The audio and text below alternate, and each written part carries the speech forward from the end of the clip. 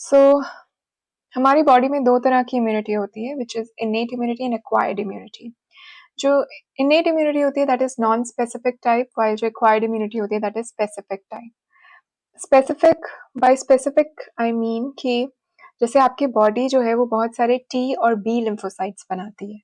तो acquired immunity में जो सेल्स इन्वॉल्व होते हैं दोज आर लिम्फोसाइट, और इनेट इम्यूनिटी में कुछ और तरह के होते हैं। I will talk about it later on. But अभी एक्वायर्ड इम्यूनिटी में there are many types of lymphocytes. तो आपके टी या बी बहुत डाइवर्स तरह के होते हैं। टी और बी के ऊपर रिसेप्टर्स लगे होते हैं, वो रिसेप्टर कुछ एंटीजन के साथ बाइंड करते हैं, फॉरेन एंटीजन के साथ। और आपके पास डिफरेंट टी सेल मतलब डिफरेंट रिसेप्टर्स, मतलब different receptor will bind to different antigens.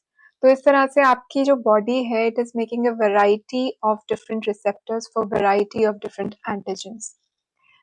तो जब बाहर से कोई एंटीजन आता है तो वो इस पूरे डाइवर्स कलेक्शन में से जिसके साथ भी अच्छे से बाइंड कर पाता है उसको वो एक्टिवेट करता है, और वो बी या टी सेल जो एक्टिवेट होता है that will proliferate and will produce more and more of those particular kind of B or T cell.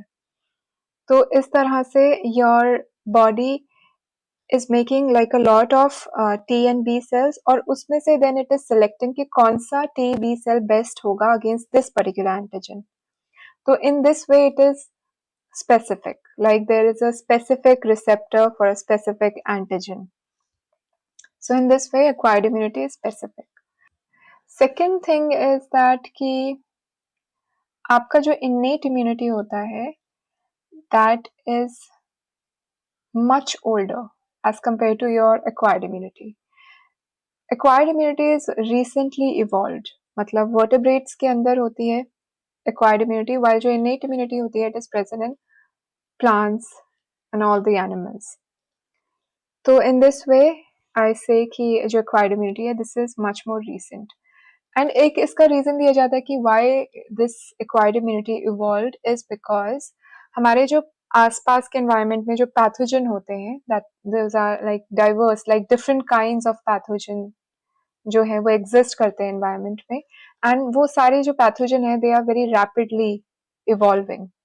तो इतने सारे diverse pathogens और antigens को handle करने के लिए और इतने rapidly evolving microbes को handle करने के लिए to keep up with that acquired immunity evolved. क्योंकि acquired immunity में क्या होता है आपकी जो body है वो already different kinds of receptors बना रही है। तो एक एग्जाम्पल दिया जाता है, अगर फ्यूचर में कोई ऐसा माइक्रोब इवॉल्व होता है जो अभी नहीं है लेकिन फ्यूचर में इवॉल्व करेगा तो उसके एंटीजेंस के अगेंस्ट जो एंटीबॉडी है वो अभी your body has that receptor which can bind to that future antigen.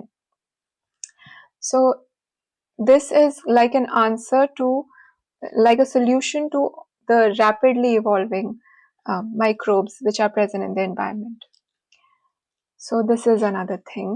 क्या होता है कि अगर मैं आपको एक जर्नल लाइक ब्रीफ दूं, बाहर से पैथोजन की पहले तो एंट्री प्रिवेंट करनी होती है, तो उसके लिए आपके पास बैरियर्स होते हैं, फिजिकल बैरियर जो एपिथेलियल टिश्यू होता है in the form of skin और in the form of mucosa, वो प्रिवेंट करता है entry of the pathogen.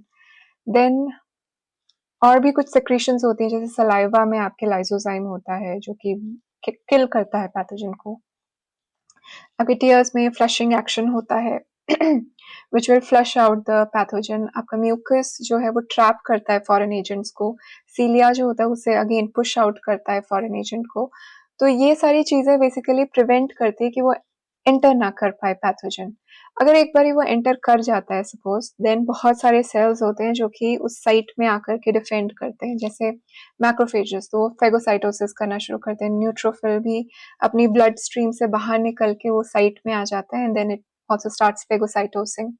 Then histamine release होता है by mast cells, और ये histamine release blood vessel को और dilate कर देता है, तो वहाँ पे आपको redness ज़्यादा दिखेगी एंड बाहर से आप देख सकते हो, उसे ऑब्जर्व कर सकते हो। वहाँ से वैस्कुलर परमिएबिलिटी भी बढ़ जाती है, तो अंदर से फ्लूइड बाहर निकलता है जिसकी वजह से वहाँ स्वेलिंग आती है। तो यू कैन सी वहाँ पे रेडनेस हो रही है, स्वेलिंग हो रही है, which are the some of the science of inflammation. या फिर साइटोकाइंस होते हैं कुछ जो केमिकल मीडिएटर्स होते हैं, एंड देन कॉम्प्लीमेंट प्रोटीन्स होते हैं। कॉम्प्लीमेंट प्रोटीन्स में बहुत सारे डिफरेंट प्रोटीन्स होते हैं जो इनएक्टिव पड़े होते हैं, तो आप एक प्रोटीन को एक्टिवेट करते हो तो चेन रिएक्शन में बहुत सारे प्रोटीन्स एक्टिवेट हो जाते हैं। And then they also help in defending the body. एक तरीका जो होता है कॉम्प्लीमेंट सिस्टम काम करता है, जैसे C6, C7, C8, C9, ये डिफरेंट नाम है कॉम्प्लीमेंट प्रोटीन्स, डिफरेंट तरह के कॉम्प्लीमेंट प्रोटीन्स हैं।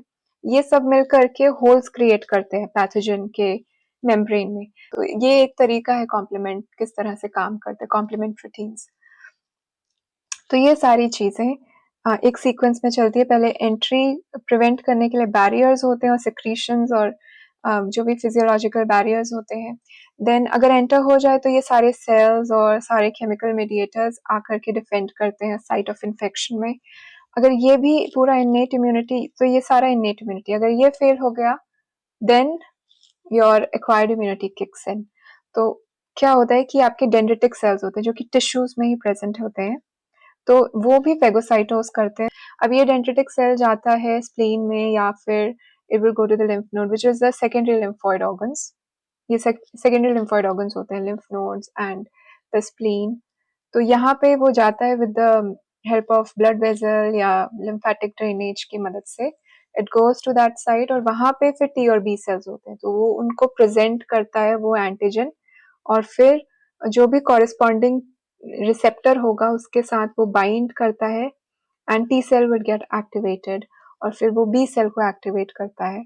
एंड देन ये टी और बी सेल जो एक्टिवेट हो गए हैं ये प्रोलिफरेट करेंगे, they will differentiate into effector cell and the memory cell, and फिर वहां से एंटीबॉडीज बनेंगी या किलर टी सेल्स बनेंगी जो कि अगेन फिर बॉडी को डिफेंड करेंगे।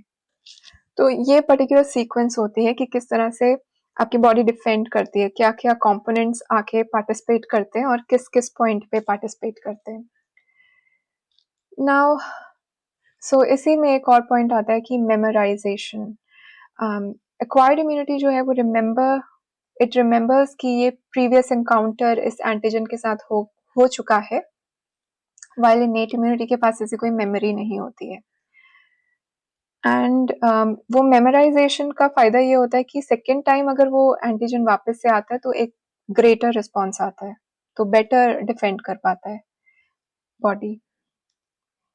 देन जो इनेट इम्यूनिटी है it is the first line of defence, और एक्वायर्ड इम्यूनिटी जो है that takes time to develop, लेकिन एक बार डेवलप हो जाए तो it's much more potent. While innate immunity is present at birth, आपकी जो एक्वायर्ड इम्यूनिटी होती है it needs the exposure to antigen. तो जो एंटीजन बाहर से अंदर आएगा वो एक्सपोज होगा टी या बी सेल उसके अगेंस्ट, उसके बाद वो इम्यूनिटी डेवलप होती है अगेंस्ट दैट पर्टिकुलर एंटीजन। तो ये बाय बर्थ होता है innate immunity, while acquired immunity को वो एक्सपोजर चाहिए, एंटीजन बाहर से अंदर आना चाहिए, then the immunity develops against that particular antigen. So this is another difference, and that's it. That is all with the difference between acquired and innate immunity. I hope you got a better understanding, and good luck.